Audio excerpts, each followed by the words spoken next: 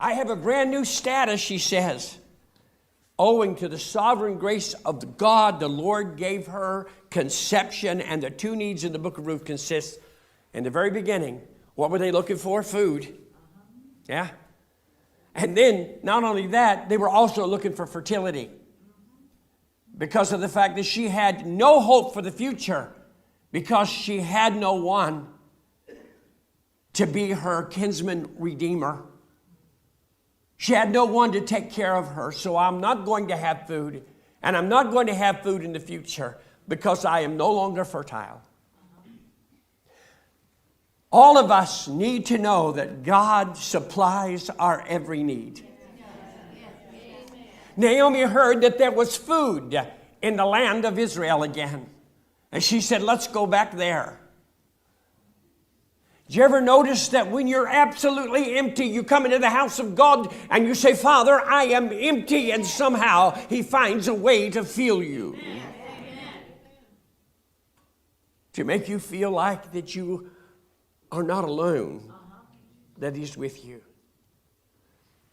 She said, I have two needs, but I need the Lord's intervention. I need food, and in my case, I'm infertile. The message is clear. She gave it to her. She said, God has not forgotten us.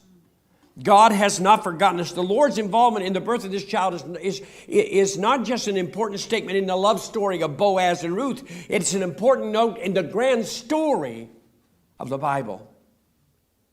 Here's the thing. In Genesis 21, Sarah cannot conceive until the Lord intervenes. In Genesis, Rebekah is barren until the Lord intervenes. In Genesis, God enables both barren Leah and Rachel to have children, the mothers of the people of God. And Ruth, she was now able to conceive in Moab. She could not conceive in Moab, but when she got to where God wanted her to be, it was possible for her to give birth.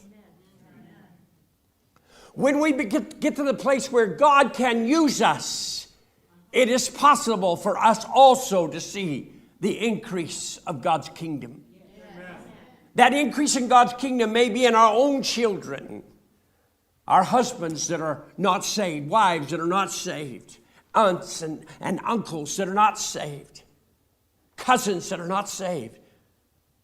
I got a text yesterday, from one of my cousins that said, I know that you pray.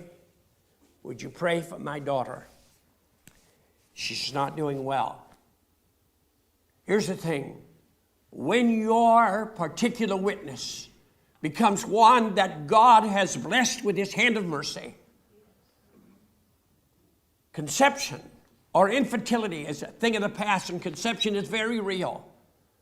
And all of a sudden, you thought maybe the work that you do is never going to come to fruition. But God said, if I'm in it, grand things will happen. God is saying, in this situation, I want you to keep your eyes on the child. He had been saying that from the very beginning. Matters of fact, He said, I want you to understand. The devil looks like he's getting the victory now, but the day is going to come when my son will stand on his head. Keep your eyes on the child. Things are happening behind the scenes. This theme, we will note in the moment, continues in the New Testament. The narrator wants us to know that Ruth belongs to the significant group of women in salvation's history. And the women at the gate in chapter 4 began to pray. And all the people that were in the gate, and the elders said, we are witnesses to this. The Lord made the woman that has come into thine house like Rachel and Leah. So they're beginning to praise this Moabitess because her status has changed. This child is now so important. Matters of fact, they go on to say, these did build the house of Israel, and do thou worthily in Ephratah, and be famous in Bethlehem. Even back then, the promise was being made that a child would also come to Bethlehem, and that child would change the world.